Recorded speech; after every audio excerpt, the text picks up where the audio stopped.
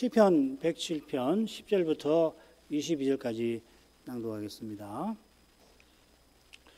사람이 흑암과 사망의 그늘에 앉으며 곤고와 쇠사슬에 매임은 하나님의 말씀을 거역하며 지존자의 뜻을 멸시함이라. 그러므로 수고로 저희 마음을 낮추셨으니 저희가 엎드러져도 돕는 자가 없었도다. 이에 저희가 그 근심 중에 여호와께 부르짖음에 그 고통에서 구원하시되 흑암과 사망의 그늘에서 인도하여 내시고 그 얽은 줄을 끊으셨도다. 여호와의 인자하심과 인성에게 행하신 기이한 일을 인하여 그를 찬송할지로다. 저가 논문을 깨뜨리시며 쇠 빗장을 꺾으셨음이로다. 미련한 자는 저희 범가와 죄악의 연고로 곤난을 당하며 저희 혼이 각종 식물을 싫어하여 사망의 문에 가깝도다. 이에 저희가 그 근심 중에서 여호와께 부르짖음에 그 고통에서 구원하시되 저가 그 말씀을 보내어 저희를 고치사 위경에서 건지시는도다. 여호와의 인자심과 인생에게 행하신 기이한 일을 인하여 그를 찬송할지로다. 감사제를 드리며 노래하여 그 행사를 선포할지로다.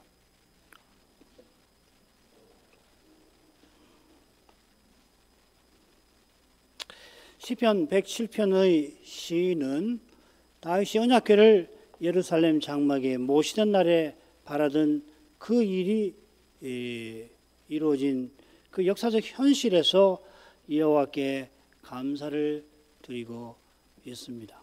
그게 1절에 담긴 여러 교훈 중에 하나일 것입니다. 그 감사는 결국 오실 메시아와 붙어 있습니다. 그 인자심이 영원함이로다. 다윗도 같은 믿음으로 메시아의 영원한 제국을 바라보았습니다.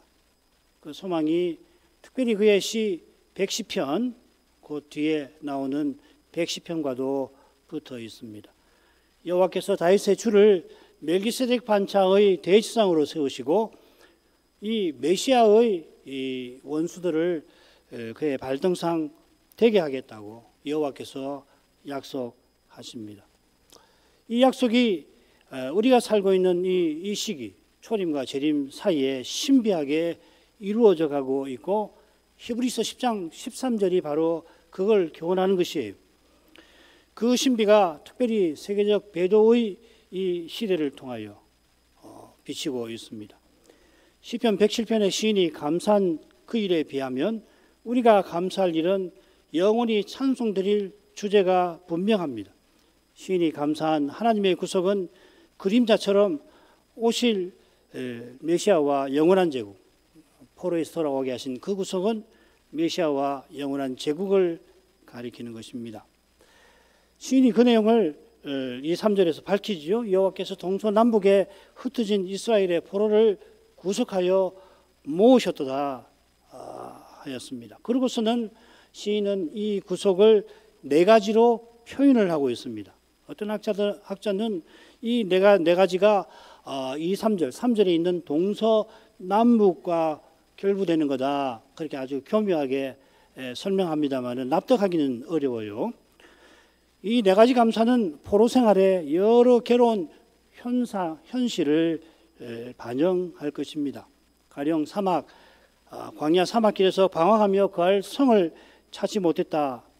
이게 이 신의 광야 시절과 비슷해 보이지만 실은 정반대입니다. 70년 후에 포로 귀환이 있을 거라 예레미야 선지자의 예언이 있지만은 이 예언을 믿는 믿음이 있어야지 다니엘처럼 마침내 그 70년이 되었구나 하고서 회개의 기도를 드릴 수가 있게 되는 거지. 믿게 하시는 은혜가 아니면은 그 보이는 현실, 바벨론의 그 화려하고 막강한 이 권력 앞에 사로잡히고 마는 것입니다. 그래, 많은 이가 거대하고 화려한 바빌론을 이게 거할 성이구나. 여기 오서 거기 주저앉지 않았습니까? 이스라엘 포로가 정확하게 몇 명인지는 알 수 없지만 어떤 학자는 200만이라고 그러는데 돌아온 숫자는 5만이 되질 않아요. 200만이라고 치고 5만이라고 치더라도 얼마예요? 아주 소수가 영원한 제국을 가리키는 예루살렘으로 돌아왔을 뿐입니다.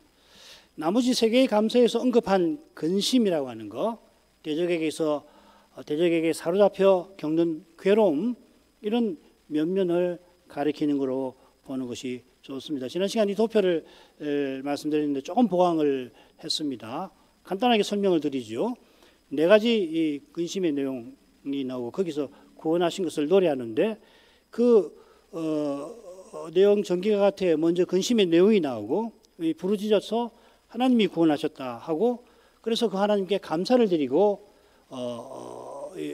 감사의 찬송이 이어지는 거죠, 그죠? 이 네 수로 이렇게 쭉 나와 있는데 근심의 내용, 부르짖음, 구원까지를 보면 처음하고 마지막하고 중간 두 번째와 셋째가 서로 짝을 이루고 있다는 것이 아주 분명합니다.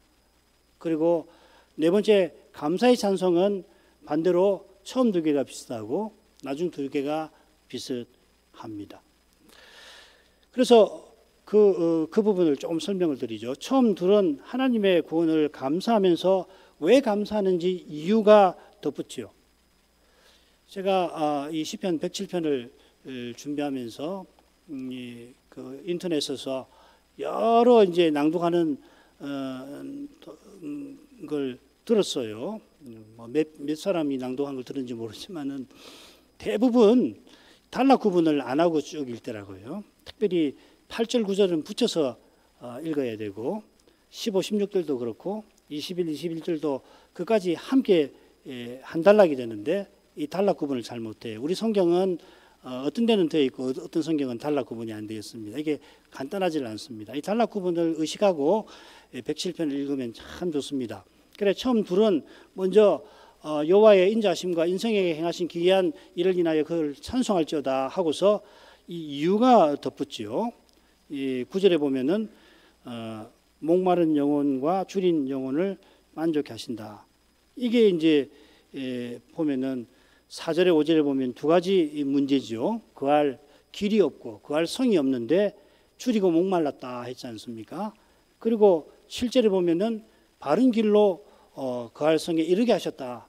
그래서 8절에 감사하다. 그리고 9절에는 이 줄이고 목마른 그것을 언급을 해서 그래서 감사한 거다 이렇게 되어 있죠.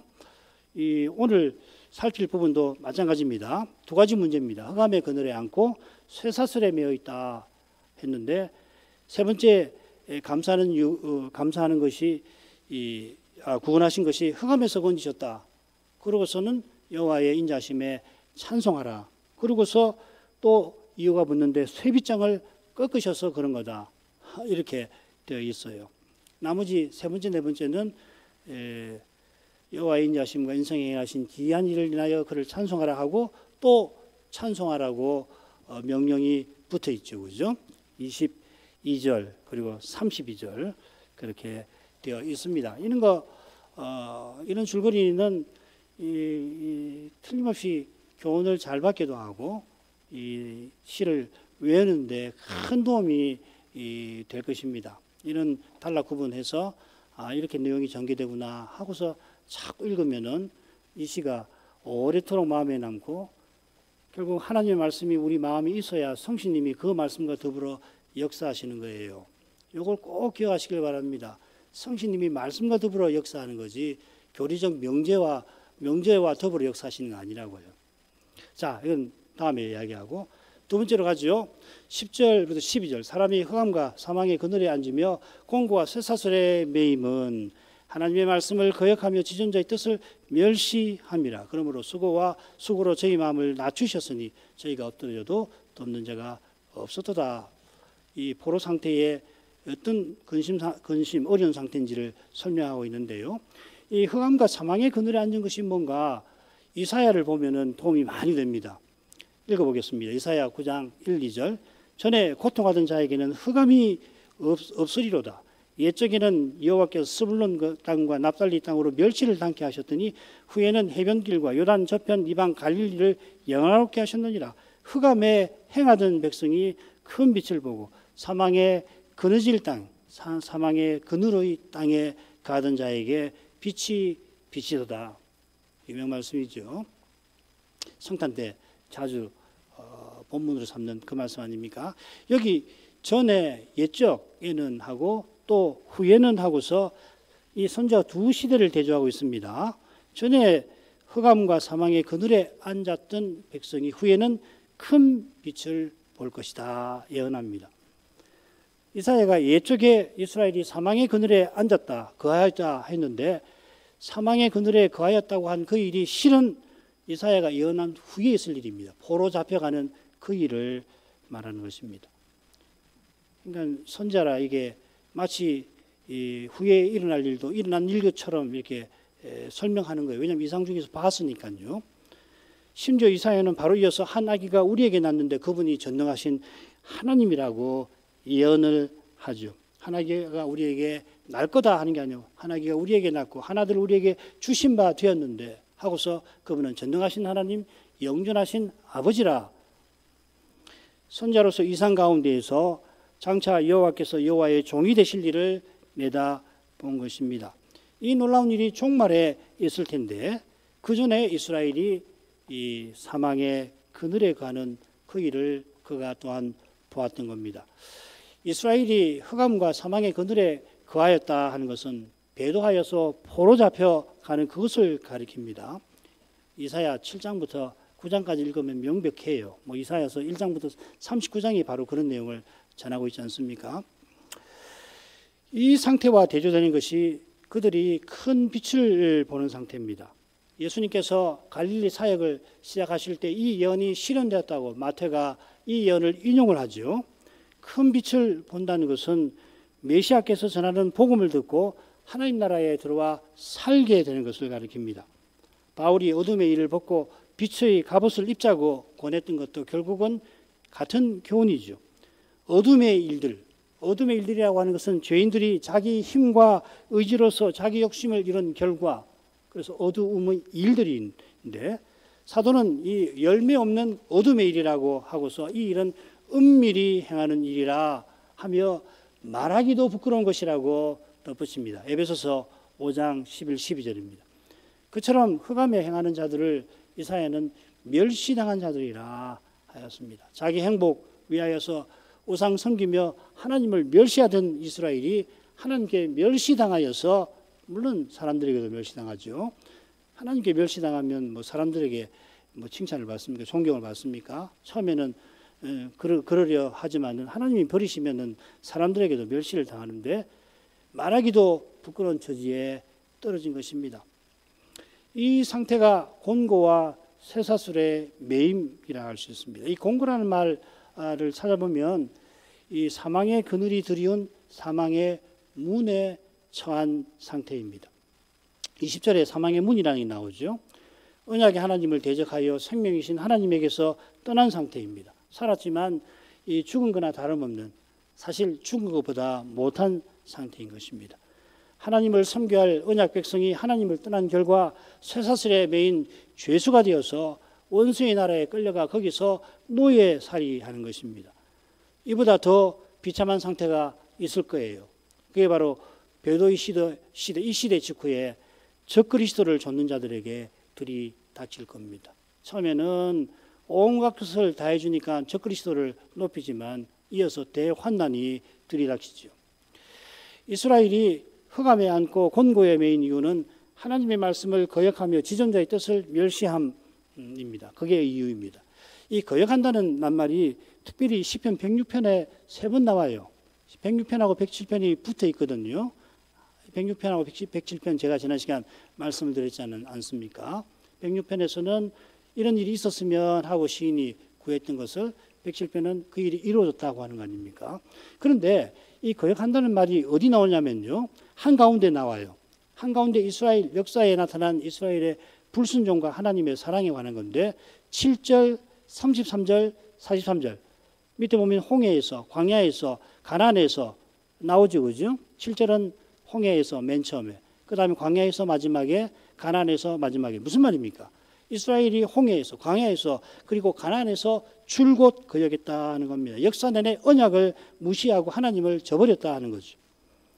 레위기 26장에서 이스라엘이 청종치 아니할 경우, 이게 말씀을 듣지 않는 거역하는 건데 언약의 저주를 받을 거라 경고하셨는데 그 경고대로 이스라엘이 포로 잡혀간 것은 여호와의 말씀을 거역했기 때문입니다.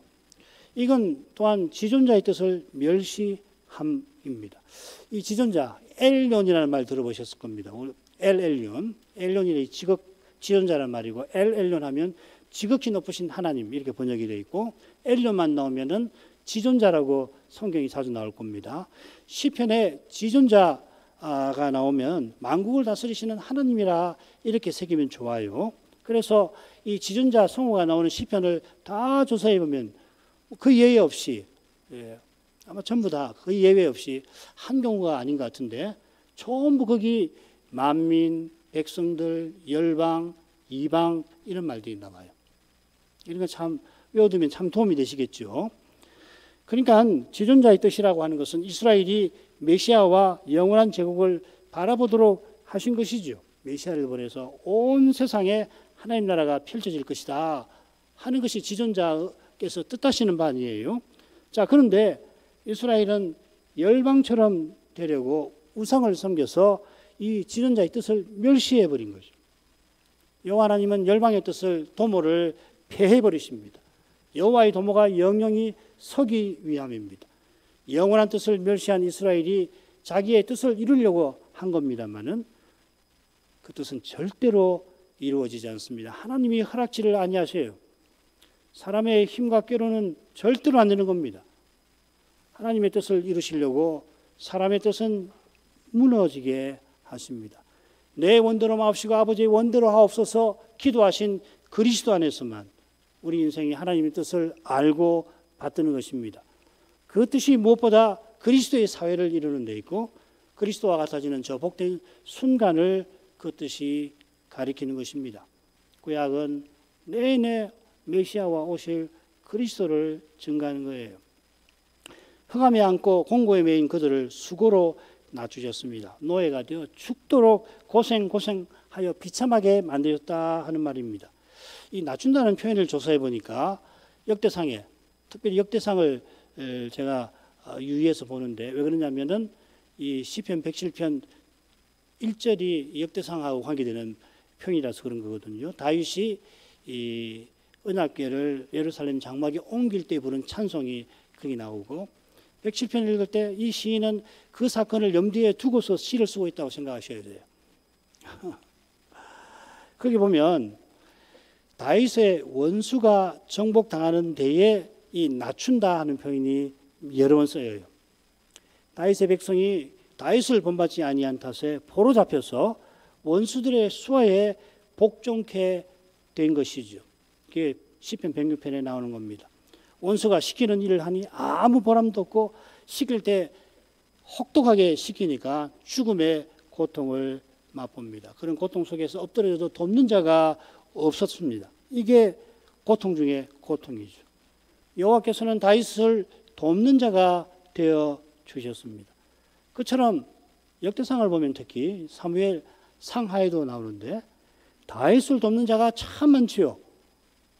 다윗이 사울을 피해서 광야를 떠돌아다니는데 그 광야 생활하는 다윗에게 돕는 자가 자꾸 생겨서 하나님의 군대를 이뤘다.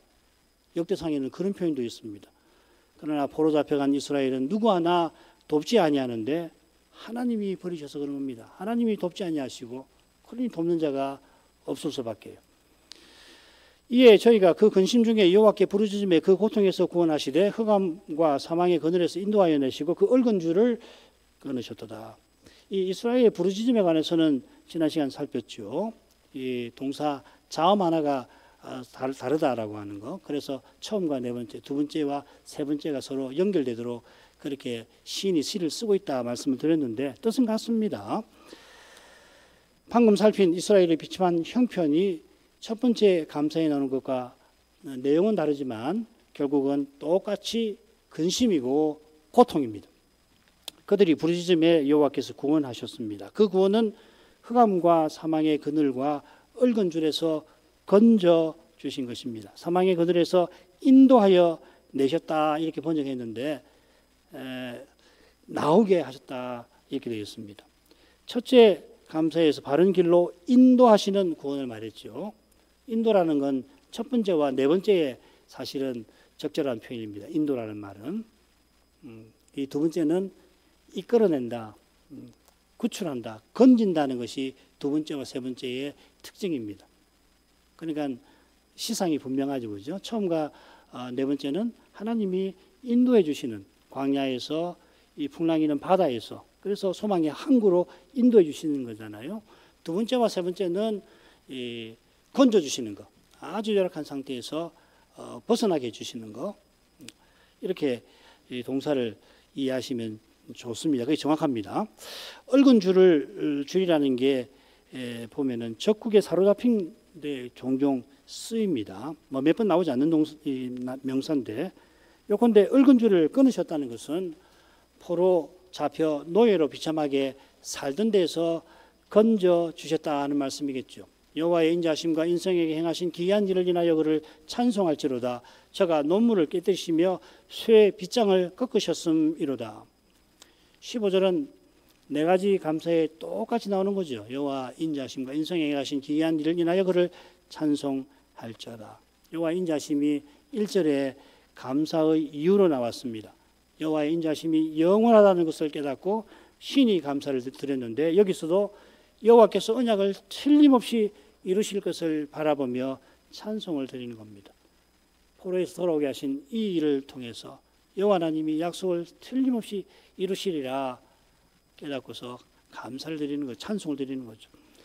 이것은 시인이 오실 메시아를 바라보았다 하는 뜻입니다. 여호와께서 신이 언약을 이루시는데 놀랍게도 여호와의 종으로 세상에 오실 것입니다. 여호와의 종이신 그리스도는 성신을 의지하여 아버지의 뜻을 받으십니다.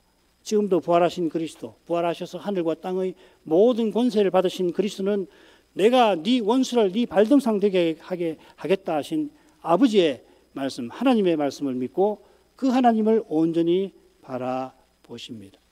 구원은 오직 하나님께 속하는 것입니다. 요컨대 구약 성경에서 여호와의 인자심이 드러나는 곳마다 거기서 오실 메시아의 빛이 비치는 거예요. 계시되는 거예요. 이것이 주의 영광을 본다는 뜻이기도 합니다.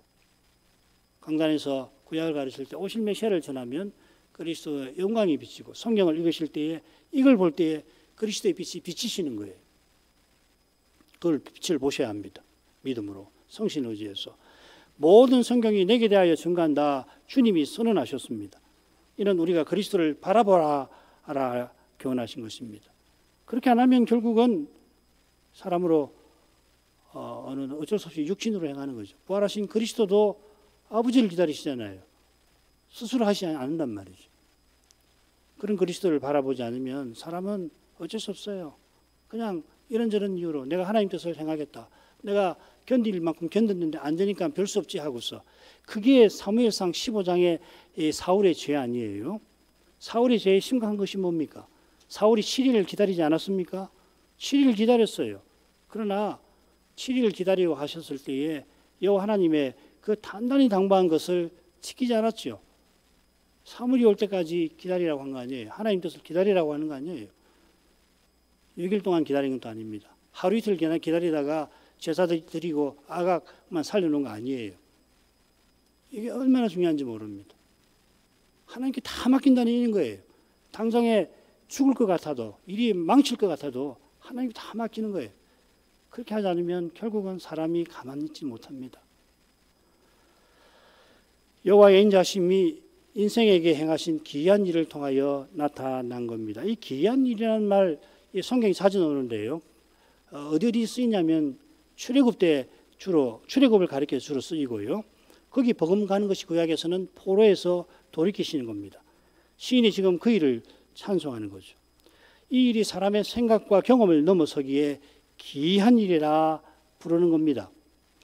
하나님이 생각하시고 하나님이 이루시는 일이란 말입니다. 창조도 그렇지요.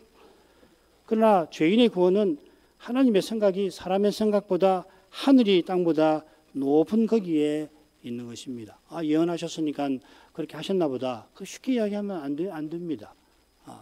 포로에서 돌아온다고 하셨으니 돌아온 거구나. 이렇게 생각하시면 성경을 너무 쉽게 읽으시는 거거든요. 하나님이 자기 아들을 아끼지 않고 내어주신 일 얼마나 기이합니까? 얼마나 기이해요. 날마다 하루도 빠지지 않고 가능하면 아침부터 저녁까지 이 일을 생각해 볼 만한 그런 일 아니겠습니까? 우리가 그렇게 할 수는 없지요. 그렇지만은 그만큼 뜻있는 일이에요. 영원한 나라에 들어가서 우리가 그렇게 할 거예요. 영원한 나라에 들어가면은 우리가 종일, 거긴 종일도 없습니다만은 어둠도 없으니까 우리가 이 사랑을 깨닫고 찬송하고 살겠죠. 그리스도는 하나님의 비밀, 하나님이 사람 되신 비밀이십니다. 첫째와 둘째 감사에서는 감사한 다음에 감사의 이유가 붙습니다. 하나님의 구원이 그 이유인데 앞에 나온 구원의 내용을 보충한다고 말씀드렸죠. 여기서도 논문과 쇠 빗장에서 건져주신 것을 말합니다. 이 구원은 흑암과 사망의 그늘에서 얽은 줄에서 벗어나게 하신 것을 보충하는 겁니다. 10절에 쇠사슬이 나오죠. 쇠사슬이라고 나오는데 사실 그게 쇠라는 말입니다. 철이라는 말이에요. 그게 이제 매였다고 하니까 그 사슬이라고 풀어서 번역을 한 겁니다. 여기 쇠 빗장이 언급이 되어 있는데 이 논문과 쇠 빗장이 자주 나오는 말 아니에요.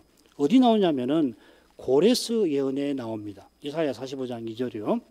여호와께서 고레스에게 아직 태어나지도 않은 고레스에게 이사야를 통해서 이상 중에서 이 고레스에게 뭐라고 그러냐면 내가 너의 앞서가서 논문을 쳐서 부수며 쇠 빗장을 꺾겠다 하십니다. 이 말은 고레스들어 바벨로니아를 정복하게 해주겠다 하시는 약속 아니에요. 그러니까 16절은 여호와께서 바벨로니아에 포로 잡혀간 자기 백성을 건져 주시는 것을 가리키는 말이라 할 수가 있겠습니다. 이게 이제 제가 성경에서 여백 이야기를 들었지 않습니까? 찾아야 돼요. 성경에서 논문 쇠 빗장 이게 뭔가 새로 만든 노수로 만든 문이고 새로 만든 빗장이겠거니 그렇게 생각해도 나쁘진 않지만 성경을 찾아보면은 이런 희한한 뜻이 있어요. 이 고레스에게 하신 말씀이구나. 고레스에게 하신 이 말씀은 고레스가 페르시아 왕인데 바벨로니아를 망하게 해주시겠다 그 말이구나. 그러면은 왜 이 시인이 이 논문과 쇠빗장이란 말을 굳이 썼나? 바로 그걸 암시하는 거란 말이죠.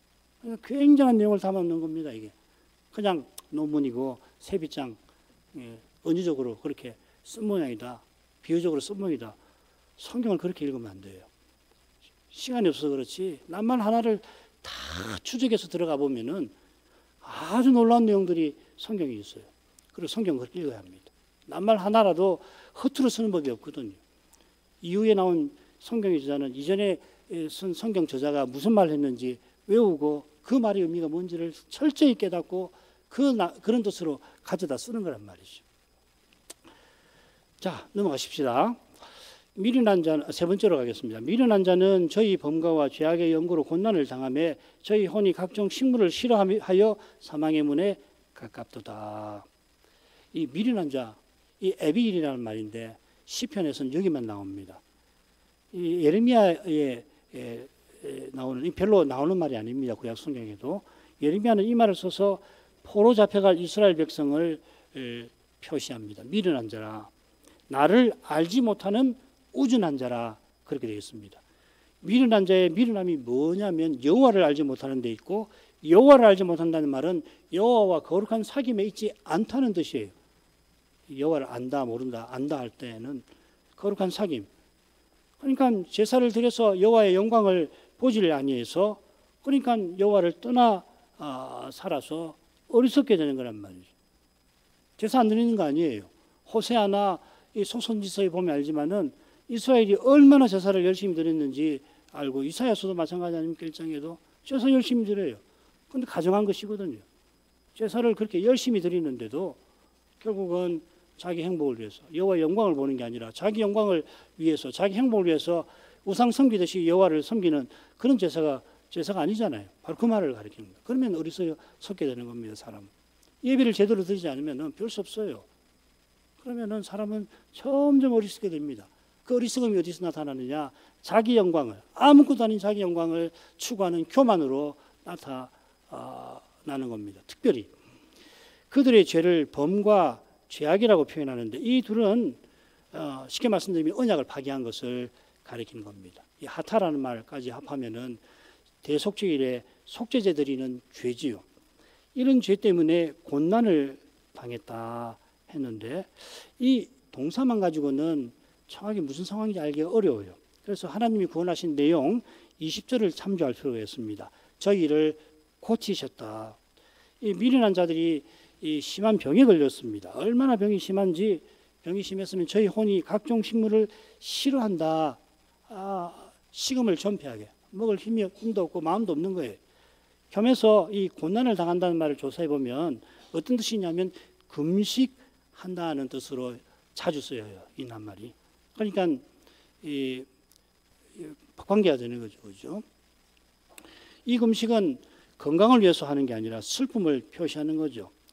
이스라엘이 미련한 자가 되어 포로 잡혀 가서 식음을 전폐할 만큼 심각한 병에 걸렸습니다. 147편에도 그런 내용이 나와요. 사망의 문에 가깝도다. 곧 죽게 생겼다 하는 말입니다. 하나님이 죄를 책망하시니까 삶의 기쁨이 아니라 죽음의 고통을 처절히 느끼게 하셨다 이 말이겠습니다. 이에 저희가 그 근심 중에서 여호와께 부르짖음에 그 고통에서 구원하시되 저가 그 말씀을 보내어 저희를 고치사 위경에서 건지시는도다. 19절은 방금 살폈으니까 20절로 넘어가십시다.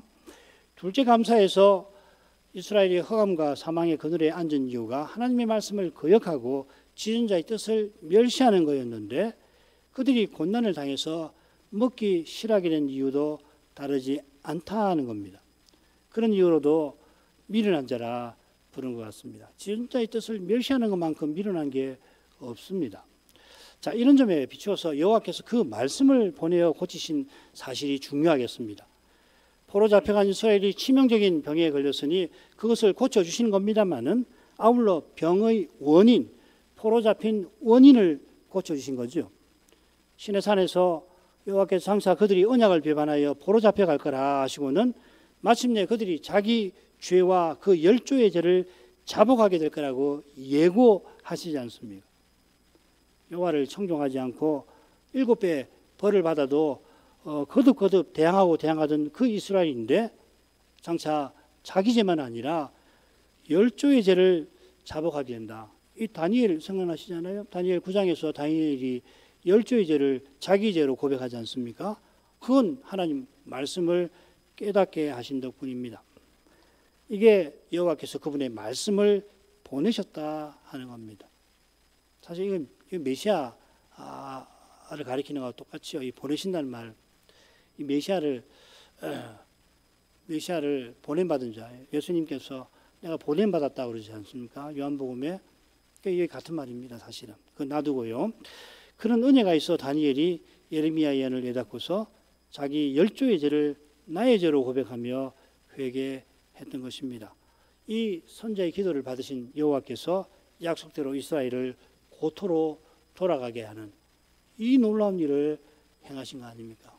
그 페르시아의 고레스 왕이 돈까지 줘가면서 자금들 떼고 가서 성전 지으라고 큰 재물까지 주면서 보내잖아요. 이게 어떻게 작은 일이겠습니까? 말씀을 보내신 여호와께서 위경에서 건지셨다 했는데 이 위경이란 말, 슈게이트라는 말인데 2번 나오는데 다른 한 번이 아주 의미심장합니다. 유다의 마지막 왕 시드기야가 허망하게 피한 것을 가리켜서 위경에 떨어졌다. 함정, 거긴 함정이라고 되어 있어요. 함정에 빠졌다 했습니다. 이 위경이란 말은 포로 생활, 포로 상태를 가리키는 말 같습니다. 그래서 회개한 그들을 함정 같은 포로 상태에서 건져주셨다 하는 뜻이겠습니다. 마지막으로 가죠. 여호와의 인자심과 인생에게 행하신 기이한 일을 인하여 그를 찬송할지로다. 감사제를 드리며 노래하여 그 행사를 선포할지어다. 똑같은 감사 찬송 21절에 나왔는데 이어서 이번에는 감사하는 이유가 아니라 찬송의 명령이 덧붙었죠. 거기를 보십시다. 시인은 위대한 구원을 베푸신 여호와께 감사제를 드리라 명령합니다. 이 감사제는 화목제입니다. 이 희생이라 이 감사제로 번역했지만 감사 희생이란 말이고 희생이란 말을 쓸 때는 이 화목제를 가리킨다고 생각하면은 거의 맞아요. 모든 경우는 아니지만 시인이 화목제를 명령했다는 것은 포로에서 돌아온 이스라엘이 하나님과 거룩한 사귐에 나아가서 거룩한 백성답게 살아가라고 권하는 거죠. 그 길이 구약에서는 감사제를 드리는 거예요. 신약으로 말하면 예배를 드리는 거죠. 하나님이 백성에게 돌려주시는 화목제 음식은 성물입니다. 거룩한 음식입니다. 이 성물을 주신다는 것은 그리스도의 생명을 주시는 것을 가리키는 거고 오실 메시아를 바라보는 믿음을 갖게 해주시는 거죠. 그리스도께서 교회 중에서 아버지를 찬송하시듯이 이스라엘은 감사제를 드리며 오실 메시아를 바라봅니다. 그런 심정으로 노래하여 하나님의 행사를 선포하라고 권합니다. 이 노래하며라는 말이 106편에 나오는데 흥미롭습니다. 거기는 포로 생활 중에 부르짖었다 이렇게 새겨져 있어요. 리나라고 하는 말인데 두 가지 뜻이 있는 거예요. 부르짖는다, 그냥 큰 소리를 낸다는 말입니다. 이 말이. 그래서 106편에서는 부르짖는다 이렇게 새겨져 있고 여기는 반대지요. 고통 중에 부르짖음이 변하여서 소리 높여 찬송 드리는 것이 되게 하셨다는 것입니다. 회개의 기도가 감사의 찬송이 되게 하신 것입니다. 이 찬송이 감사제 드리는 심정에서 나옵니다. 흑암의 권세에서 사랑의 아들의 나라로 옮겨주신 하나님께 그리스도로 말미암아 찬미의 제사를 드리는 이것이 우리를 대지상 안에서 제상 삼아주신 우리의 고귀한 직무입니다. 범사에 감사하는 것이 그리스도 예수 안에서 너희를 향하신 하나님의 뜻이라 하셨습니다. 이 감사가 있어야 선을 행함과 서로 나눠주는 제사로 거룩한 삶으로 이어질 것입니다. 그리고 무엇보다 예배에서 주의 영광을 뵙는 데서 감사의 심정이 생기는 거예요. 아들을 아끼지 아니하신 그 성부의 사랑이 예수 그리스도로 말미암아 우리에게 비칠 때에 우리는 범사에 감사하라, 예수 그리스도로 말미암아 범사에 감사하라는 사도의 명령이 그게 무리한 게 아니구나, 과연 그렇겠구나 확신하게 되고 그런 감사를 드리며 살아야 하겠습니다. 기도하겠습니다. 거룩하신 아버지, 구약 시인이 포로에서 돌아오게 하신 은혜에 감사하면서 오실 메시아와 영원한 제국을 바라봅니다. 다윗 왕이 언약궤를 예루살렘 장막에 모시며 드린 그 찬송을 인용하면서 다윗이 그때 바라던 그 일이 이제 시인의 눈앞에서 여호와께서 행하신 위대한 역사를 통하여 이루어진 것입니다마는 동시에 포로에서 돌아오게 하신 이 일은 오실 메시아와 영원한 나라를 시인 앞에 더욱 가리켜 보였습니다. 마침내 그 메시아가 오셔서 하나님 나라를 세워나가시는 이 시대에 시인의 이 시를 통하여서 저희는 다시 오시는 그리스도를 바라보게 됩니다. 사도처럼 그리스도의 재림에 비추어서 지금 여기서 날마다 경험하는 현실, 우리의 일상을 살필 수 있게 하여 주옵소서. 그리스도께서 영광의 소망으로 우리 가운데 계시오니 우리의 소망은 틀림없이 산 소망인 줄 믿습니다. 예수께서 틀림없이 다시 오십니다. 이 약속을 믿기가 점점 힘들어지는 소위 과학 만능주의의 이 시대에 살아갑니다마는 힘들게 만드는 바로 그 현실, 눈앞에 보이는 이 시대의 현실들을 통해서 주님께서 친히 약속을 실현해 나가시는 그 신비를 믿음의 눈으로 보고서 주를 찬송하며 주께 감사할 수 있게 해 주옵소서. 예수님의 이름으로 기도합니다. 아멘.